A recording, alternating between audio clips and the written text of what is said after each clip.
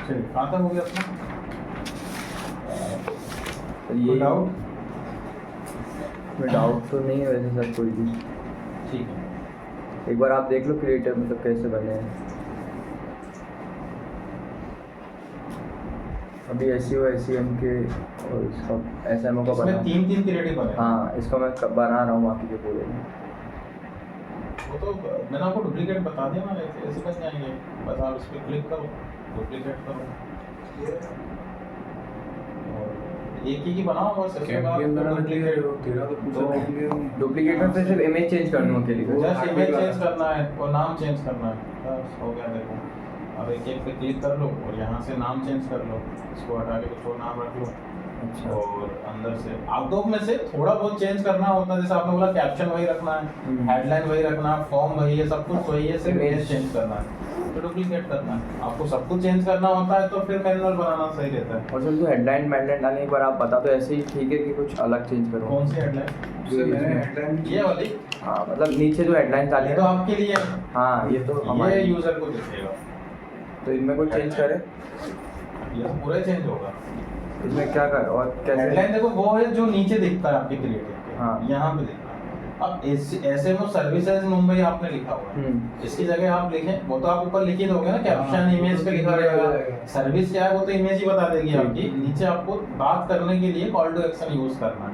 जैसे आपने लिख दिया get free trial, get free demo, free consultation, get free report.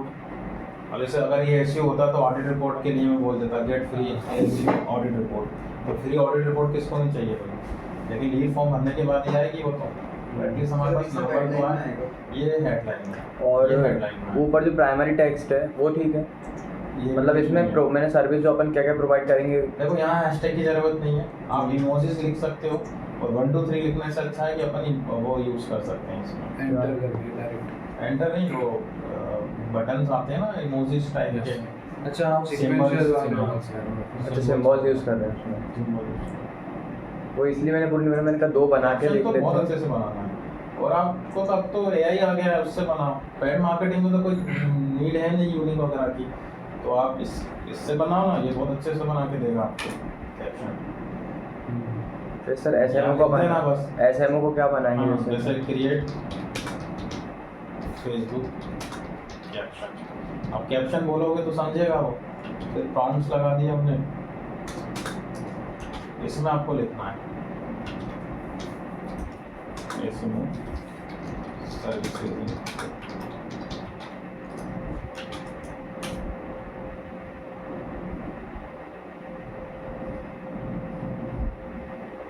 तो ऐसा डाल देंगे अपन। बस ये कॉपी पेस्ट कर दो।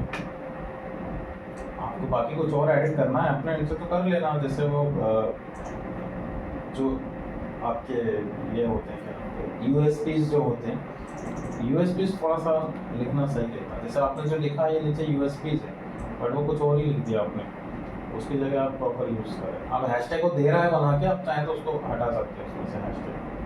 सर USP कैसे मतलब?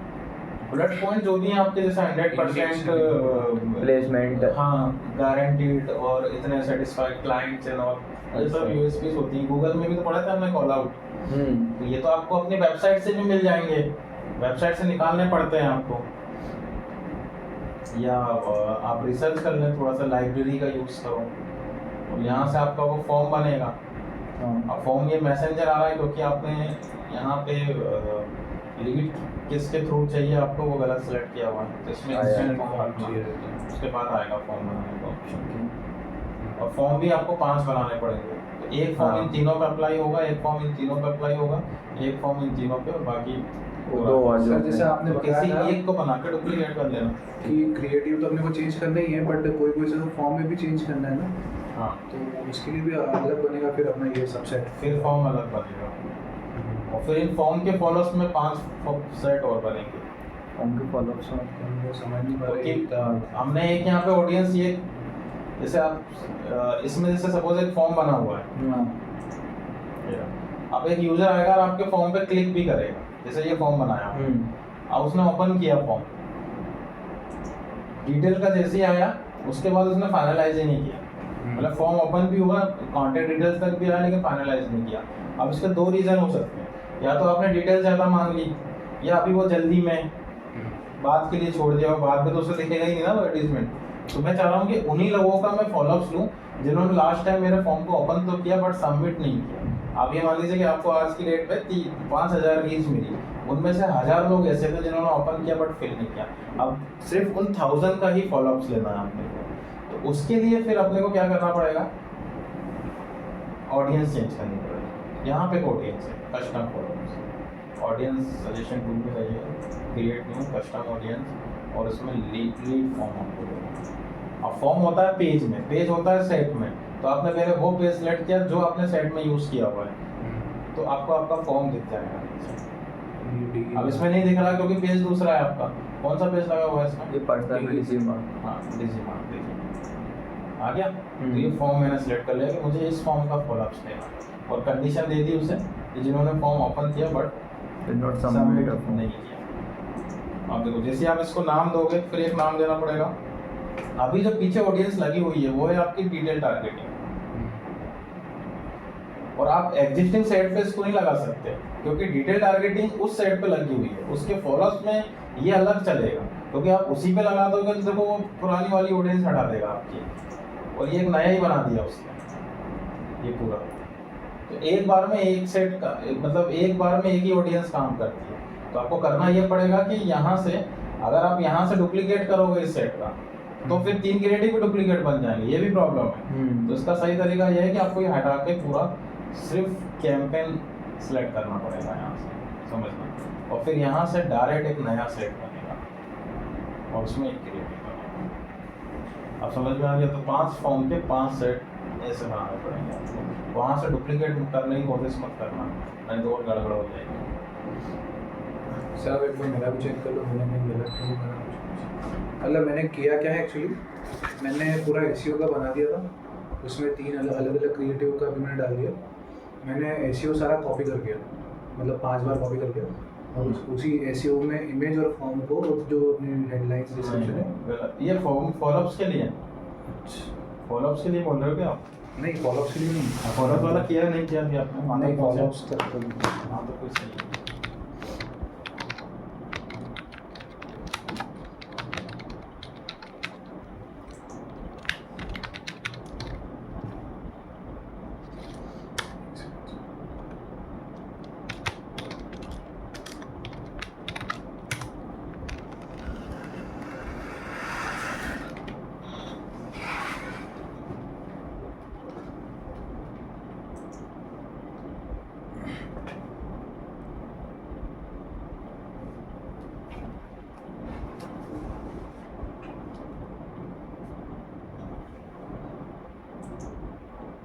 पर्सनल अकाउंट नहीं है अभी, बिजनेस अकाउंट लाइव नहीं हुआ आपका?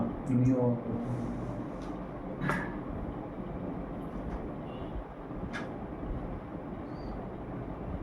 हाँ ये एसईओ बना है, एसईओ अभी ठीक है। देखो जुगाड़ वाला बात कर रहे हो तो ठीक है, लेकिन एक्चुअल में ये ठीक नहीं है क्योंकि चारों की ऑडियंस अलग अलग है ना। तो इनने क्या कैंपेन ही कॉपी कर दिया डायरेक्ट पूरा? नहीं कैंपेन कॉपी नहीं किया हमने, सेट कॉपी किया। सेट कॉपी नहीं कर सकते आप क्योंकि ऑडियंस सेट का पार्ट होता है।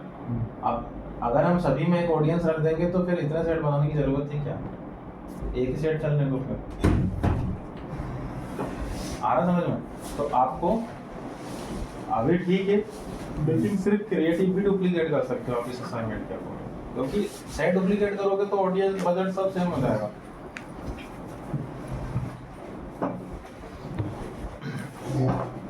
आप शिफ्ट हो जाओ ना, तो वो दोनों साथ में बैठते हैं, बैठ जाओ।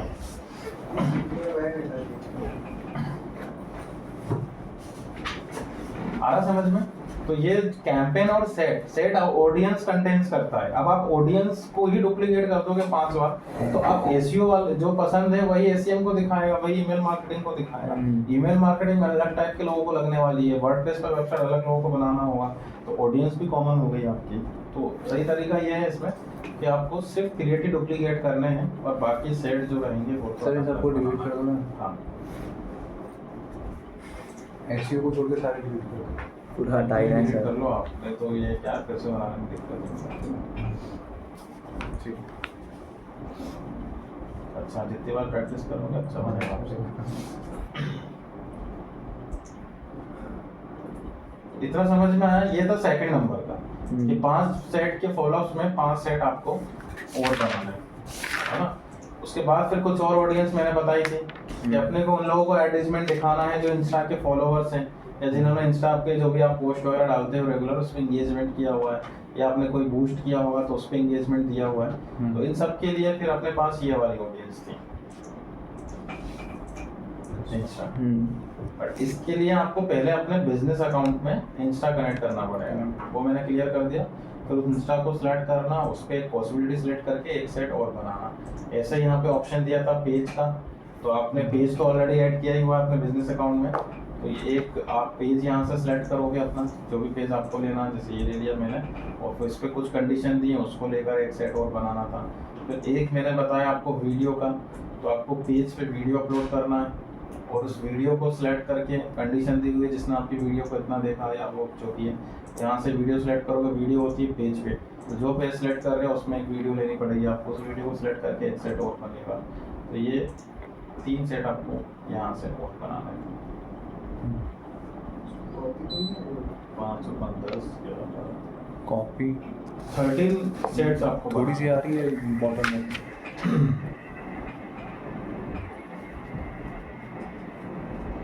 एक और है इसमें, जैसे इवेंट्स का ऑप्शन दिया हुआ है।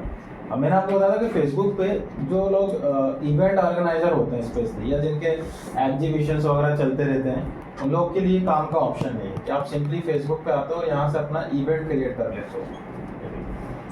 यहाँ से इवेंट क्रिएट करने का ऑप्शन, तो हमने इवेंट का कवर लेटर बनाया, इवेंट का नाम दिया, इवेंट कब होने वाला है, तो 90 दिन पहले आप इवेंट बना सकते हैं। जैसे सयाजी में कोई एग्जीबिशन होना है आपका जुलाई और अगस्त में, तो आप आज की डेट में बना सकते हो 90 दिन पहले। अब बहुत से लोग क्या करते हैं कि इवेंट जब बनाते हैं, बना के एवरीथिंग सब कुछ करके, और उसको बूस्ट का ऑप्शन देता है वो इंस्टेंटली, और उसको बूस्ट कर देते हैं। बूस्ट मतलब गूगल को, इसको फेसबुक को पे कर देते हैं। अब इवेंट में हम प्रमोट क्या करेंगे, नेम, एड्रेस और प्रोडक्ट कहाँ होने वाला है, किस प्रोडक्ट का। तो आज की डेट में अगर आप पोस्ट करोगे तो 3 महीने में तो भूल जाएगा वो।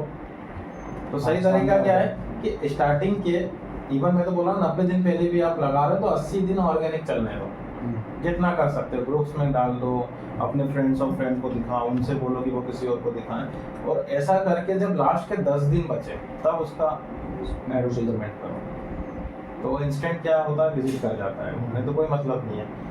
अब जो ऑर्गेनिक में आपने इसको बनाया, चलिए इवेंट आप बना लोगे, बूस्ट भी आप कर लोगे, हम क्या करने आए यहाँ पे वो समझते हैं। देखिए, तो आपने जो ऑर्गेनिक किया 90 दिन में या 80 दिन में, उस पर जो इंगेजमेंट आया, अब इवेंट पे कैसे इंगेजमेंट आता है उसमें लिखा होता है interested, not interested, going to, might be going to, ठीक है। तो वो सब जो ऑप्शंस आ रहे हैं उस पर जिन्होंने रिस्पॉन्स दिया उनका फॉलोअप्स लेना है। तो यहाँ से मैं पैरेलल एक कैंपेन और चला रहा हूँ जिसमें मुझे जो मेरे इवेंट पे जिन्होंने इंटरेस्ट दिखाया उसको सिलेक्ट करना, फिर नेक्स्ट करना, देखो इस तरीके से उस पर रिस्पॉन्सेज आते हैं। गोइंग और इंटरेस्टेड दोनों में से किसी एक बटन पे क्लिक किया, जिसने गोइंग पे क्लिक किया, जिसने इंटरेस्टेड पे क्लिक किया, तो वो उसको लेकर अब आपका इवेंट भी तो बना होगा, तो वो इवेंट आपको यहाँ से सिलेक्ट करना पड़ेगा। तो ये सिर्फ और सिर्फ उसके फॉलोअर्स में चलेगा। तो स्टेप फर्स्ट, आपको एक इवेंट बनाना है। यहाँ से ऑनलाइन इवेंट हो जाएगा, ऑफलाइन हो जाएगा। ऑफलाइन में लोकेशन मांगेगा, कोई भी दे देना, अपने घर की दे देना, ठीक है। यहाँ भी, और उस इवेंट को सिलेक्ट करते हुए एक सेट और बनाना है आपको। एक इवेंट बनाना है और उसके लिए अपने को सेट करना है। हाँ, उसके लिए सेट करना है, फॉलोअप्स के लिए उसको फॉलो। सर इसी कैंपेन में, मतलब जो कैंपेन चल रहा है इसी में सेट बनाने चल रहे हैं, सभी इसी में ही बनते हैं।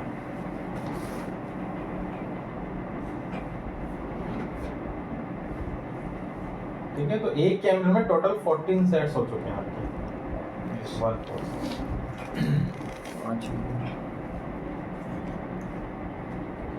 नेक्स्ट ऑडियंस देखो, उसमें वेबसाइट। मैंने आपको लास्ट टाइम गूगल पढ़ाया था, उसमें हमने रीमार्केटिंग टॉपिक पढ़ा था। सिंपल सा कॉन्सेप्ट था कि जिस डिवाइस से वो आपकी वेबसाइट पे विजिट किया है, उसी डिवाइस से अगर वो गूगल रन कर रहा है या गूगल पे कोई भी क्यूरी टाइप कर रहा है, जो कोई भी क्यूरीज है, तो उसी पे आपका एडवर्टाइजमेंट दिखा देगा। अब यही चीज़ कि जिस डिवाइस से, डिवाइस मतलब यहाँ पे ब्राउजर है, जिस ब्राउजर से वो आपकी वेबसाइट पे विजिट किया, उसी ब्राउजर से अगर वो फेसबुक रन करे तो उसे आपका एडवर्टाइजमेंट दिख जाए आपकी फीड्स में, ऐसा ही होता है। तो इसे हम बोलते हैं रीमार्केटिंग। अब यहाँ भी रीमार्केटिंग आ गई फिर से, और रीमार्केटिंग का टर्मिंग प्रोसेस तो सेम ही है, ब्राउजर में HT बनती है, उसी को आप मैनेज कर रहे हो, और ट्रैकिंग कोड भी अपने को लगेगा। जब भी बात रीमार्केटिंग और कन्वर्जन की होगी, हमेशा आपको ट्रैकिंग कोड याद आ जाना चाहिए। तो अब फेसबुक भी आपको ट्रैकिंग कोड देगा, जो ट्रैकिंग कोड आपको अपनी वेबसाइट के ऐड सेक्शन में लगाना है। गूगल का ऑलरेडी लगा है और फेसबुक का भी लगाना है, और उसके ट्रैकिंग कोड का नाम है फेसबुक पिक्सल। तो पिक्सल सेटअप करना है आपको, उसका नाम था गूगल का ग्लोबल साइट है।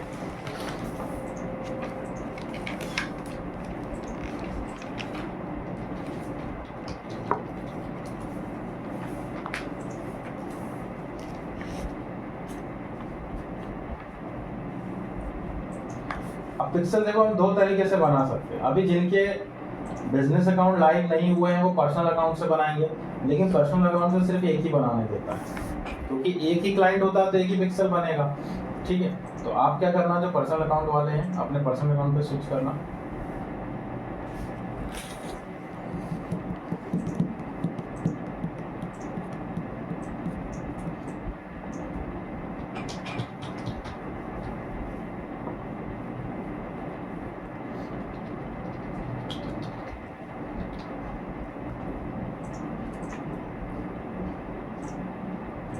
ये आपका personal account.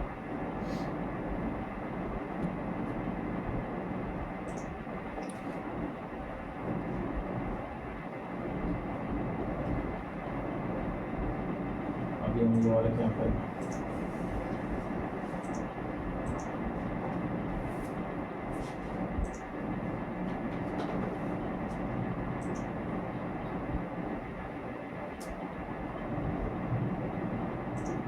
Same option create new custom audience और वेबसाइट। यहाँ से टारगेट बनाने का ऑप्शन दे रहा है।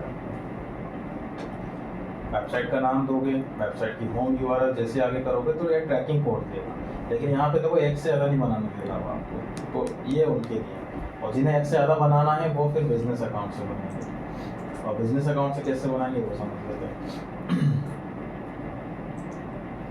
आपको जाना है बिजनेस मैनेजर। बिजनेस अकाउंट में कितने भी बना सकते हैं? कितने ही बना सकते हो, क्योंकि मल्टीपल क्लाइंट्स बन रहे हैं तो बिजनेस अकाउंट भी आप पिक्सल भी मल्टीपल बना सकते हो।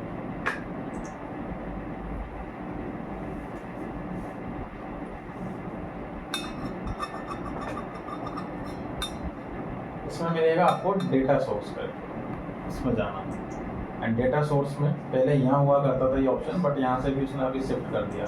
देखिए ये हटा दिया उसने, तो अब आपको नीचे ऑप्शन दिया हुआ डेटा सेट करके, इस पर क्लिक करें यहाँ से।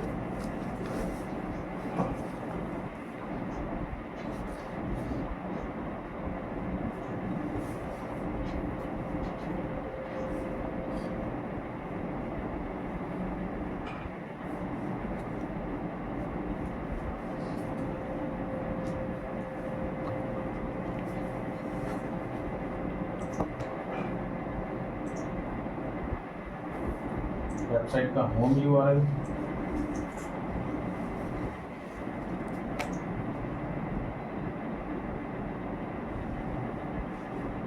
नाम देगा।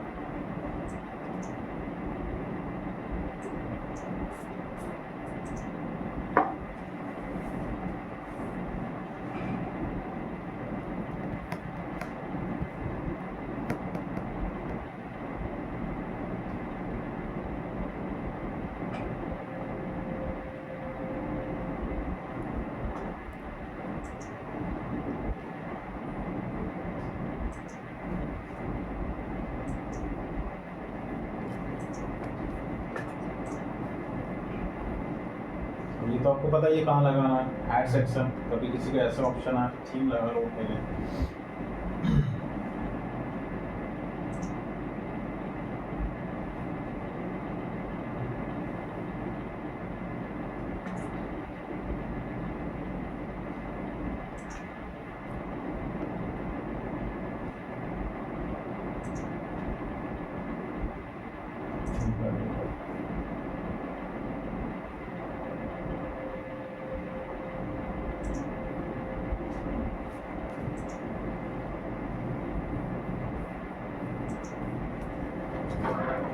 और बाकी मैंने वो हेडर फुटर मैनेजर भी आपको बताया था, जिसका कोड वर्क नहीं कर रहा है वो हेडर फुटर मैनेजर प्लगइन से कर देना।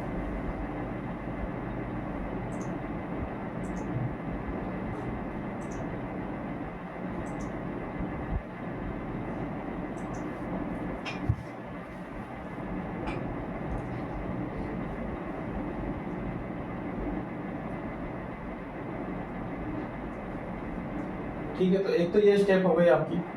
सेकंड, अपने को क्रॉस चेक करना है कि सही से कोड लगा नहीं लगा।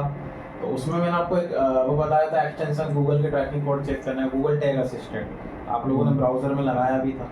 ऐसे अगर आप फेसबुक का क्रॉस चेक करना चाहते हो, अगर नीड है तो उसका एक्सटेंशन है फेसबुक पिक्सल हेल्पर या मेटा पिक्सल सर्च करना।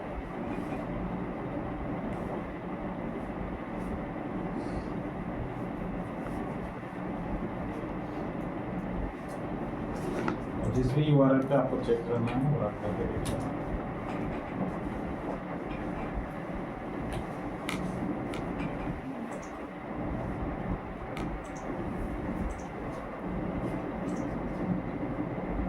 आ गया, बदल दिया, सही से होगा। हर पेज पे होना चाहिए कि कोई और एक पेज रन करके देखा।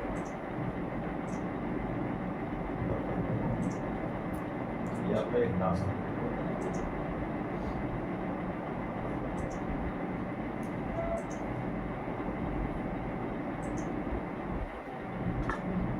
अब क्या करना है, नेक्स्ट स्टेप, आपने पिक्सल बना दिया।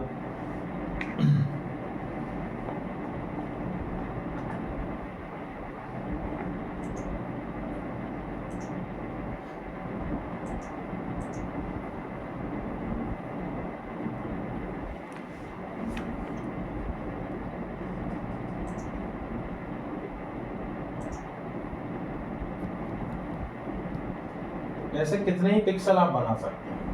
अब हो सकता है ना कि एक क्लाइंट की 2 वेबसाइट हैं, 2 वेबसाइट में तो 2 अलग अलग डोमेन हैं, दोनों में अलग अलग ट्रैकिंग कोड लगाना पड़ेगा। या फिर 2 क्लाइंट की 2 वेबसाइट हैं, कुछ भी हो सकता है। तो कल को कोई नया वेबसाइट आता है किसी का भी, आप यहाँ से फिर से स्टार्ट हो जाओ। ठीक है, अब कौन सी वेबसाइट किस क्लाइंट की, बस वो असाइन करना रहता है। तो यहाँ पे देखो असाइन। तो जब आप एड्स मैनेजर यूज करोगे तो क्लाइंट कौन सा होगा आपका, उसको हमें असाइन करना है, क्योंकि वो ऑप्शन सेपरेट होता है। आपने बोला कि मेरा जो क्लाइंट है वो हार्टबीट है, ये उसकी वेबसाइट है, या 2 वेबसाइट उसकी हैं। तो जब मैंने बनाया तो उसमें मैंने हार्टबीट को उसको सेट कर दिया कि ये कौन से क्लाइंट की बनी है, हार्टबीट असाइन कर दिया। तो जब आप क्लाइंट अकाउंट में हार्टबीट सेट करोगे तब ये वाला पिक्सल आपको शो करेगा। समझ में आ गया?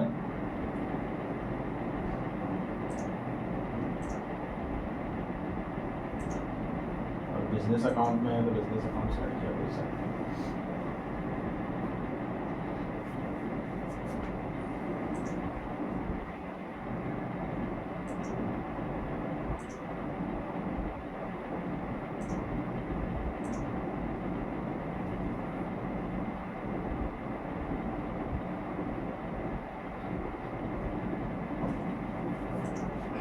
Same process, create new custom audience website, next किया तो आपका पिक्सल देखो यहाँ गया, ग्रीन भी है।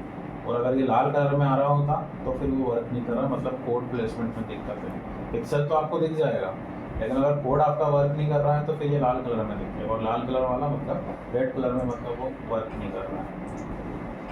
पिक्सल हमने सेलेक्ट कर दिया और कंडीशन देखो उसमें क्या दी है, ऑल वेबसाइट विजिटर्स। तो आप क्या कर रहे हो, एक नई ऑडियंस बना रहे हो जिसमें आप बोल रहे हो कि मेरी वेबसाइट पे लास्ट 30 डेज में ऑल वेबसाइट विजिटर, मतलब कोई भी किसी भी पेज पे गया हो सभी को दिखाना एडवर्टीजमेंट। अब आपने कंडीशन लगा दी कि नहीं मुझे सभी को नहीं दिखाना, ये ओनली वीमेंस क्लोथिंग है और उसमें भी सिर्फ इस टाइप के लोगों को दिखाना है। तो फिर आपने वही कंडीशन जैसे उसमें हमने लिस्ट बनाई थी, एसी और एसीएम को मिक्स करके पर्टिकुलर इन 2 पेज पे जो गया है उन्हीं को दिखाना है। तो सेम फीचर आपको यहाँ भी मिल जाएगा। ठीक है, तो जिस पर्टिकुलर पेज को आपको टारगेट करना है उस पेज का यूआरएल ले लो। जैसे मैंने इस पेज का यूआरएल लिया और यहाँ कंडीशन लगा दी स्पेसिफिक पेज और वो पेज का यूआरएल। सिर्फ प्लेटफॉर्म चेंज हो रहा, टेक्निकल प्रोसेस सेम है। कितना ले सकते हो उसमें 540 दिन था, इसमें होता है मैक्सिमम 180, मतलब 6 महीने। और आप देखिए एक से ज़्यादा पेज भी ले सकते हैं इसमें। और फिर आप यहाँ पे इसको नाम दे दोगे, जैसे मैंने इसका नाम दे दिया पिक्सल। जो भी आपको नाम है। तो अभी आपकी करंट ऑडियंस क्या है, डिटेल टारगेटिंग, फिर से क्रिएट करोगे, फिर हटा देगा आपकी पुरानी ऑडियंस को। आप पिक्सल पे अप्लाई कर दिया, मतलब आपको फिर से नया सेट बनाना पड़ेगा। तो जिनका बिजनेस अकाउंट बन गया है उन लोग यहाँ पे 3 पिक्सल बनाएंगे, 2 वर्डप्रेस, 1 ब्लॉगर, और 3 पिक्सल के 3 सेट और बनेंगे इसमें। और जिनका बिजनेस अकाउंट नहीं बना है वो पर्सनल अकाउंट से 1 बनाएंगे। लिख लो।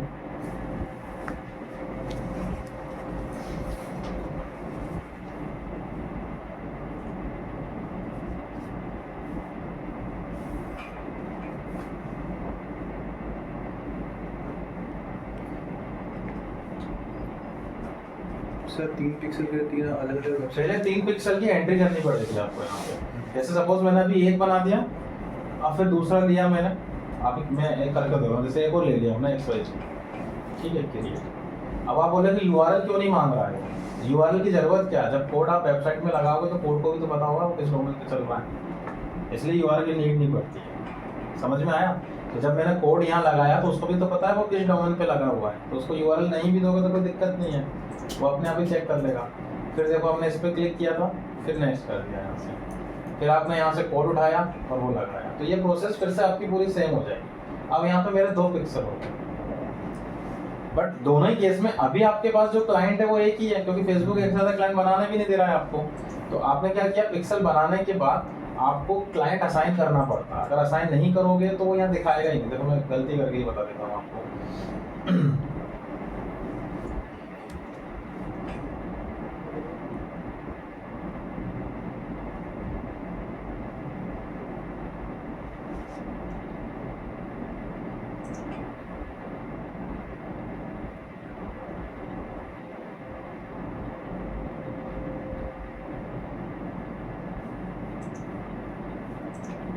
कस्टम ऑडियंस में गए, वेबसाइट, नेक्स्ट। तो अभी भी हमें वो पुराना वाला पिक्सल दिखा रहा है, नया वाला दिख ही नहीं रहा है, क्योंकि क्लाइंट को आपने असाइन नहीं किया। अब यहाँ आपने क्लाइंट ले रखा है हार्ट बीट या जो भी है वो, तो उसको असाइन करना पड़ेगा।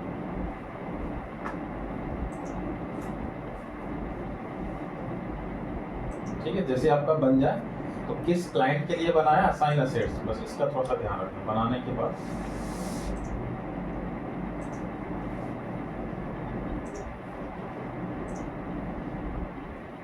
यहाँ से असाइन कर दो। अब मेरे पास एक ही क्लाइंट है तो दोनों को मैंने, अब आपको तीनों को एक ही क्लाइंट असाइन करना पड़ेगा क्योंकि एक ही क्लाइंट है। आप दिखा देगा।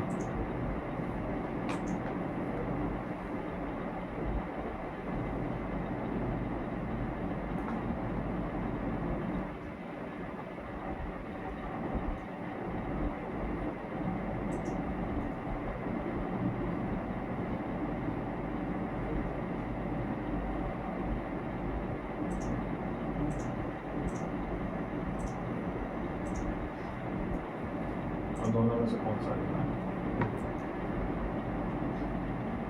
और यहीं से देखो फेसबुक का फर्जीवाड़ा भी स्टार्ट होता है कि आपने हर चीज का कंट्रोल दिया। आपको पेज चाहिए तो आपने बिजनेस एड्स मैनेजर और बिजनेस मैनेजर में पेज आप तभी लगा पाते हो जब आप फुल कंट्रोल लेते हो, तो आप पेज के ओनर बन के बैठे हो। बिजनेस मैनेजर आपका है, एड्स मैनेजर भी आपका है, लेकिन पेज तो किसका है, क्लाइंट का है, तो आपने ओनरशिप वाला पेज ले लिया। उसके बाद पिक्सल कहाँ वर्क करता है, ऐड सेक्शन में, तो आपने वेबसाइट का भी फुल एक्सेस लेकर रखा हुआ है, मतलब आपको फुल एक्सेस दे दिया उसने कि आप ऐड सेक्शन अगर एक्सेस कर पा रहे हो किसी वेबसाइट के होम पेज का, मतलब आप फुल कंट्रोल लेके बैठे हुए हैं। अब मैं ये मान के चल रहा हूँ बिजनेस अकाउंट मेरा एक ही है, लेकिन मेरे पास सेम नेचर के 2 क्लाइंट हैं, समझना, एक अमेजोन है और एक फ्लिपकार्ट है। अब फ्लिपकार्ट में मान के चल रहा हूँ अभी नया बिजनेस है, 1 महीने पहले आया, और अमेजोन पिछले 10 साल से बिजनेस कर रहा है। तो मैं यहाँ पे जब कैंपेन बनाऊंगा फ्लिपकार्ट के लिए, पिक्सल अमेजोन का लगा दूंगा, तो उसके कस्टमर उसके भीतर को इसका एडवर्टाइजमेंट दिख जाएगा। आया समझ में? तो ऐसा कर सकते हैं। ऐसे आप इंस्टाग्राम पे भी कर सकते हैं। हाँ, तो क्योंकि दोनों क्लाइंट के कंट्रोल लेके बैठा हुआ हूँ वेबसाइट के, और ऐसा मैं इंस्टाग्राम पे भी कर सकता था। देखो इंस्टाग्राम का यूजर आईडी पासवर्ड लगता है यहाँ पे इंस्टाग्राम कनेक्ट करने के लिए, और यूजर आईडी पासवर्ड तो देना ही पड़ेगा क्लाइंट को, उसने दे दिया। अब आपके 2 ही बुटीक के या 2 सैलून है, एक जैसे बिजनेस है दोनों के, मैंने दोनों के इंस्टाग्राम कनेक्ट कर लिए। अब एक बहुत वेल सेटल सैलून है जो पिछले 10 साल से सर्विस दे रहा है इंदौर में, और एक नया आया, तो जब आप इंस्टा सेलेक्ट करोगे यहाँ पे तो दोनों के अकाउंट दिखाएगा आपको। अब आप बताओ कौन सा अकाउंट पे आपको फॉलोअप्स लगाना है, तो मैं वो पुराने वाले का सिलेक्ट करके इस तरह वाले का एडवर्टीजमेंट उस पर चला दूँगा। आपने वैसे ही बताया उसे। और क्लाइंट को क्या पता लगेगा बताओ, आप उसको एड्स मिलेगा तो आपका है ना, आप एड्स मिलेगा थोड़ी एक्सेस दोगे उसको।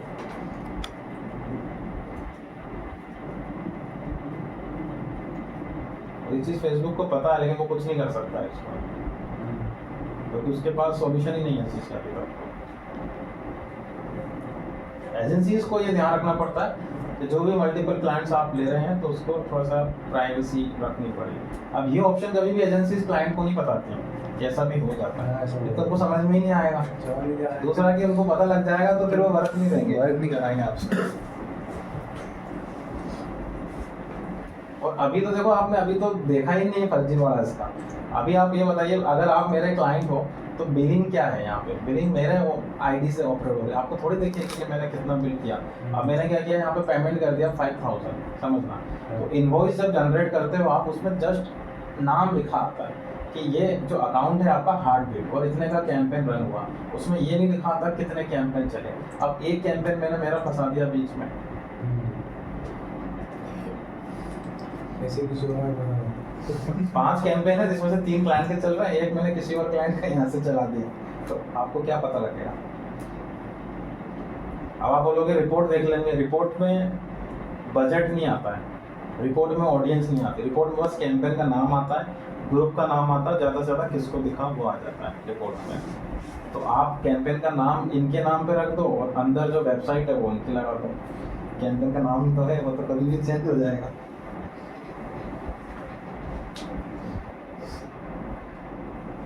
एक एजेंसी थी, मैं नाम नहीं लूँगा, यहीं इंदौर की है, 12 लाख का गबन किया था उन्होंने, तो मेरे पास लेके आया था ना, मैंने 2 मिनट में पकड़ लिया। मैं इसलिए भी नहीं करता, फिर क्या ये लोग लड़ते हैं, फिर बाद में डिस्प्यूट होता है इनमें, तो फिर वो बात किसने बताया, उसने बताया, ये बताया, तो फिर ये अब जो हो गया सो हो गया, अब आगे के लिए ध्यान रखो। तो यहाँ ऐसे ऐसे केसेस आते हैं मेरे पास, जो स्पेशली जो बिजनेस ओनर है, अब आप लोग तो ठीक है जॉब वाले हो, बिजनेस जिनके चलते हैं, तो क्या होता है कि कोई भी बिजनेस ओनर अगर यहाँ ट्रेनिंग लेने आ रहा है, लिटरली 99% लोग परेशान होकर आते हैं, वो पहले करवा चुके हैं किसी से, उनको नहीं रिजल्ट मिलता है, तो फिर वो उनको ऐसा लगता है कि चलो हम ही सीख लेते हैं, है ना। तो उस केस में इन लोग क्या करते हैं, जैसे पेज मान के चलिए नॉलेज नहीं है, और आज के टाइम में कोई क्या इन्वॉल्व होना ही नहीं चाहता है कि हम खुद से कर लें, भागते हैं इन चीज़ों से, चाहे कितना ही अच्छा वो टेक्निकल बैकग्राउंड से हो या किसी ऐसे ऐसे पढ़े लिखे लोग भी आते हैं। अच्छा एजेंसी को काम दे दिया, पूरा पेज बनवाना है, सर आप बना लो, हम बना लो। उन्होंने बनाया लेकिन उन्होंने तो अपनी आईडी से बनाया ना भाई, कल को वो पेज नहीं देगा तो आपको। अब ये क्या करते हैं, पेज इन्होंने नहीं लिया, उन्होंने अपनी आईडी से बना लिया, अच्छा चल रहा है, 10-1,000 लाइक्स हो गए पेज पे और अच्छा खासा पेज है, और जब कभी ऐसा जब तक काम चल रहा है तब तक सब ठीक रहता है। अब क्या होता है, जैसे ट्रेनिंग लेने आते हैं, अब अपन पढ़ते हैं तो चीज़ें समझ में आती हैं कि ये एक्सेस किसी को नहीं देना चाहिए, वो एक्सेस किसी को नहीं देना चाहिए, इतनी प्राइवेसी रखना, उतनी प्राइवेसी रखना। उसके बाद वो सबसे पहले उनका दिमाग घूमता है, तो वो पेज का एक्सेस मांगते हैं उसी एजेंसी से जिससे पहले करवा रहे हैं। अब वो बोलते हैं कि आप इधर उधर के बिल निकाल देते हैं ये लोग। एक तो पहले ही वो गुस्सा हो गए आपसे कि अब आप काम नहीं, अगर उन्होंने ये बोल दिया मैं ट्रेनिंग ले रहा हूँ कहीं से, इसका मतलब वो समझ गया कि अब ये अपने से नहीं करवाएगा, मतलब इसका हो गया, ये इसका मन भर गया अपने से। तो उस केस में वो क्या करते हैं, फिर इधर उधर का पेमेंट निकाल देते हैं कि ये लो आप अपने बिल क्लियर करो, अपने ड्यूज क्लियर करो और ले लो अपना पेज। वहाँ से फिर डिस्प्यूट होना स्टार्ट होता है। तो सही तरीका ये है कि आप थोड़ा सा जागरूक रहो और अपनी चीज़ों के एसेट अपने कंट्रोल में रखो, नहीं तो मान लो मैं खुद ही कम से कम 10 से 12 क्लाइंट्स के पेज मेरी आईडी से बने हुए। अब मेरी मर्जी, अगर मैं नहीं देना चाहूँगा तो क्या ही कर लेंगे वो, मेरा कुछ नहीं कर सकते। तो कभी मेरी आईडी शट डाउन कर दी फेसबुक ने तो उनके पेज भी जाएंगे, ये भी एक रिस्क होता है। बहुत सारी चीज़ें हैं। तो ये वर्किंग पीपल का जो ऑप्शन था उस चीज़ को आप समझना, ये फेसबुक ने इसलिए ही दिया है क्योंकि बहुत सारे लोगों की आईडी सस्पेंड हो जाती है, और अगर आप यहाँ से एक से ज़्यादा लोगों को फुल कंट्रोल देके रखोगे तो आपकी आईडी इन केस कभी सस्पेंड हो भी जाती है तो वो दूसरा बंदा तो मैनेज कर लेगा उसे। ये बैकअप के लिए भी यूज़ किया जाता है ऑप्शन। इसलिए फुल जो आपके जैसे मैंने बताया ना बेसिक रोल है, एवरीथिंग है, तो कम से कम 2-3 लोग ऐसे रहें जिनको एवरीथिंग दिया हुआ है, फुल कंट्रोल दिया हुआ है। ताकि कभी एक आईडी पूरा सस्पेंड होती है तो बाकी 2 आईडी उसको फिर मैनेज करना स्टार्ट कर देती है। ये लोग थोड़ी कर पाएंगे, ये तो पहले ही आप पे डिपेंड है। तो आप सस्पेंड होंगे तो इनकी जॉब तो सबसे पहले जाएगी, क्योंकि आप ही ने एक्सेस दिया उन्हें। अब आप ही नहीं हो तो वो तो फिर आवाम में हो गए, उनका तो कोई वजूद ही नहीं है। सर मतलब बैकअप के लिए वो बना के हाँ, 2 से ज़्यादा एडमिन होने चाहिए बैकअप के लिए। खुद की और एक और फायदा होता है बैकअप से, दूसरे कि जैसे आगे चल के आप लोग देखोगे आपके एडवर्टीजमेंट रिस्ट्रिक्शन में डाल देता है वो, जैसे अभी दिखा रहा ना आप लोग का। अभी तो रीजन डॉक्यूमेंट का है, लेकिन आगे क्या होगा, डॉक्यूमेंट वेरीफाई करने के बाद भी आपके कैंपेन जो रहेंगे वो रिजेक्ट कर देगा, या फिर आपकी आईडी से एडवर्टीजमेंट नहीं बनाने देगा। तो रिस्ट्रिक्शन किस चीज़ पर लगाता है ये, आप स्टेटस डालो चलेगा, कुछ भी करो ऑर्गेनिक एक्टिविटी, लेकिन एडवर्टीजमेंट नहीं करने देगा। तो जो दूसरा है वो तो कर सकता है। ये छोटी छोटी चीज़ें आप लोग ध्यान रखें। तो 3 सेट आपको और बनाना है। टोटल एक कैंपेन में 17 सेट्स आपके हो चुके हैं। कैसा सीक्वेंस में मैं पढ़ा रहा हूँ उसी सीक्वेंस में बनाना, ठीक है। चलिए कल मिलते हैं। और फेसबुक को जितनी जल्दी प्रैक्टिस में ले लोगे आप उतना ही सही रहेगा, नहीं तो फिर आप बंद ही कर दोगे अपना लैपटॉप।